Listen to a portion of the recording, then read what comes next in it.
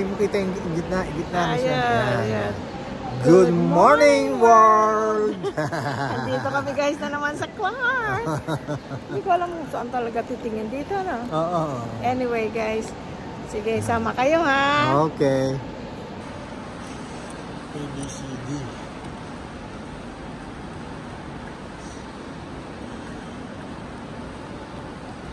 Paano yun? Nagkape ka na? Parang mas puting tuwid. Oo. Bakit? Hindi sa ano lang to sa positioning. Ganda, oh. Parang check-in na. Check-in na. Flight ulit siya.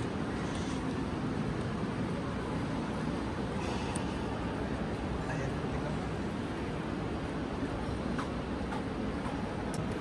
Ganda pala pag senior, oh. Dito ka sa ibang pila. Oo. 9:45. Checking po no, yung bags po natin, tag all the way na po siya sa Bangkok. No Ah. need to get po sa Hong Kong. Okay. Thank you. Thank you.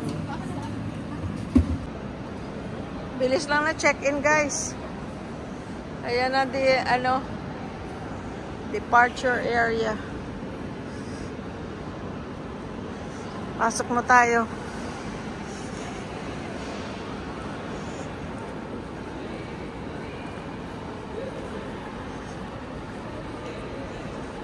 Hindi talaga halata. Alin?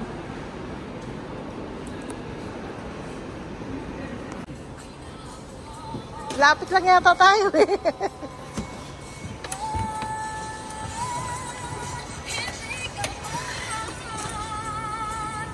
Ganda na service dito, no? Oo, maano pa, hindi maraming tao. Hindi kasi... Ma'am, sakay na po kayo dito, ma'am, sa harap. Exercise.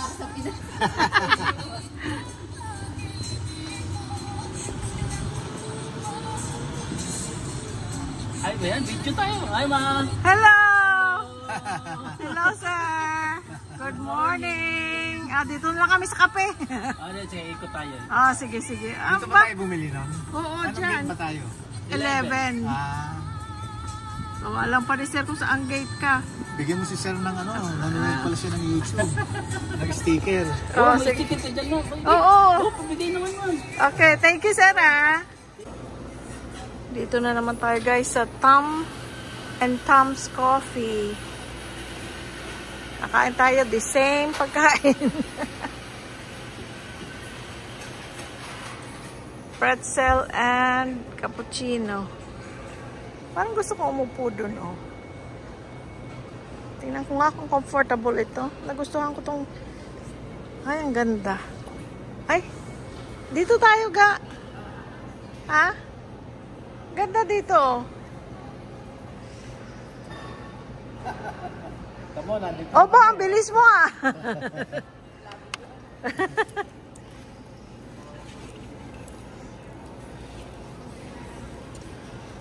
Bait yung babae, guys. Naiwan ni Louie Boy ang ano niya, belt. Hindi man lang binanggit ng ano. Huwag ka na magsabi. Hindi man lang binanggit talaga ng mga employee. Pero yan si Mamo, inano niya. Yung employee. Siyang... Alam niyo nagbigay sa akin. Siya, yung babae. Ito, yung kasunod ko. Hinabol pa sa akin. Sir, Anya, yung belt mo. Oo. Naiwan mo. Pagka naiwan mo, mahulog sa lawal mo. Dadating ka ng Hong Kong na walang sa lawal. So, guys, guess where we're going? Alam niyo ang good news, guys. Last time, nagbayad kami ng travel tax. Kasi, ang ginamit namin passport, Philippine passport. Pagka Philippine passport, wala, magbabayad ka ng tax. Which is how much? 7,000? Parang 3,500. I Mga believe. 7,000 kami dalawa. Oo.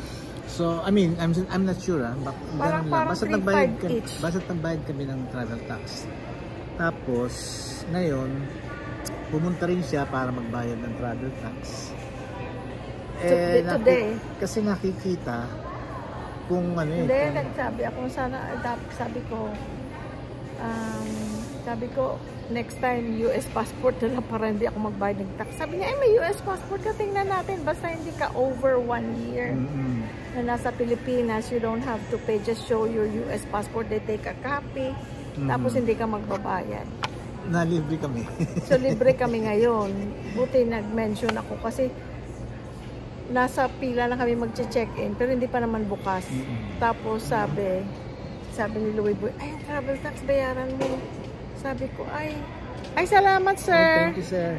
Hinatid mo pa Follow talaga. na lang po yun. Oo, thank Thank you, you, ha. Salamat.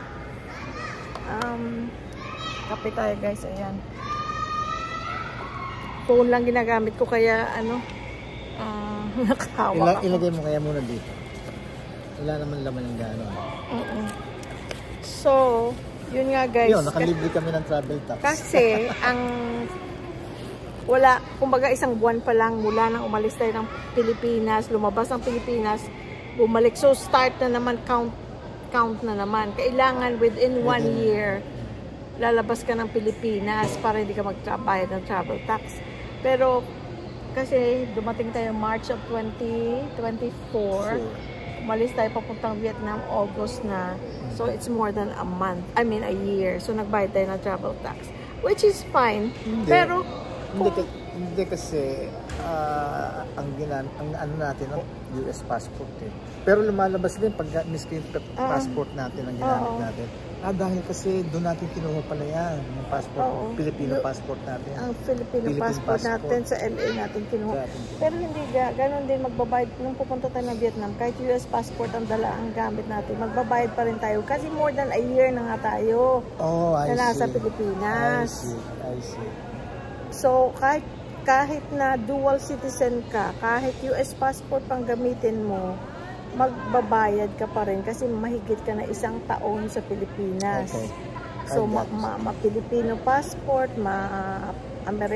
US passport, magbabayad at magbabayad ka. Gotcha. Ngayon, dahil lumabas tayo ng August, lumabas tayo ng Pilipinas, kumbaga, you start again at 1. So, 1 buwan pa lang tayong na nandito sa Pilipinas, kumbaga. So, hindi tayo magbabayad. Kasi mayroon tayong US passport. But, kung Philippine passport ka lang, bayad ka. Kahit kada linggo ka palalabas ng Pilipinas, magbabayad ka ng travel tax. Kaya kami, nalibre kasi wala pa tayong 1 taon since lumabas ng Pilipinas, last exit. Ngayon, kung kung talagang US, kung hindi kayo dual, basta yun nga, basta less than 1 year kayo sa Pilipinas, walang bayad. Wala kang travel tax. So, ayun guys. So, ito magkakapita tayo. Teka, last time, walang sugar yung nila. Are you sure? Oh, last time. Naglagay pa tayo ng sugar, I think. So, tingnan natin. Cappuccino tong order namin. Okay, ang pagsara. Hanggang dito lang pala naman eh. Kaya nahihirapan ako. Layo. Walang sugar. Oo, kuha ka. Ayan na guys. Sugar na aming kape. Tapang ko ha. Sige. Hawakan ko. Init. Ang init. Eh, nagkape ka lang kanina lang ga. Okay lang. Sure ka. Oh. Ay, ako na nga. Matatakot ako mag-ano ka parang matutumba. Guys! Mga bata kanina. The-next namin.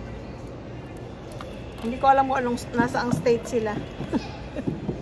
Binigyan nila ako ng schedule. I cannot keep up because of the time difference, date difference. Yeah. Tsaka kada lugar, na nandun sila, iba-iba ang time difference. So anyway, tinext ko sila. Sabi ko, paalis na kami ni Daddy. Ay, sabi nila, Mom, we're at the venue now. We're about to start yung gig nila. Kasi merong mga state na Ibang oras. Ibang oras. New York, 3 hours, New York. Ay, they were couple days ago, nasa Canada yata sila. Nung Sabado. Nasa Canada sila. So, I don't know kung nasa Canada pa rin sila. Hindi ko natanong. Anyway, God bless them all. Yes. Thank you, Lord. Amen. Kayo din guys, God bless you. Yes, thank you. So we'll keep you updated sa ating mga lakad at saka kung anong mga bagay na ating matutunan sa lakad na ito, sa trip na ito, kung Yes. anong mga bagay-bagay na bago sa paningin natin or mai-share namin sa inyo, no? We'll update you. Salamat guys sa laging pagsusubaybay. Okay, mamaya na lang ulit pag nandun na tayo sa sa gate. Dito na yung pretzel. Thank you. Thank you, sir. Ay, hindi ka pala bumili ng cheese. Ay, hindi tayo bumili. Oo. Bili ka kasi ikaw ang mahilig sa cheese. Ako hindi naman. Thank you, sir. Okay lang sa ito. Oo. Okay. Ayan na ating pretzel. Teka mo. Ganon kaming magmahalan. Hindi nila narinig. Nakapatay ang sabi niya hati lang daw kami. Hati lang kami, friends, oh. Yan.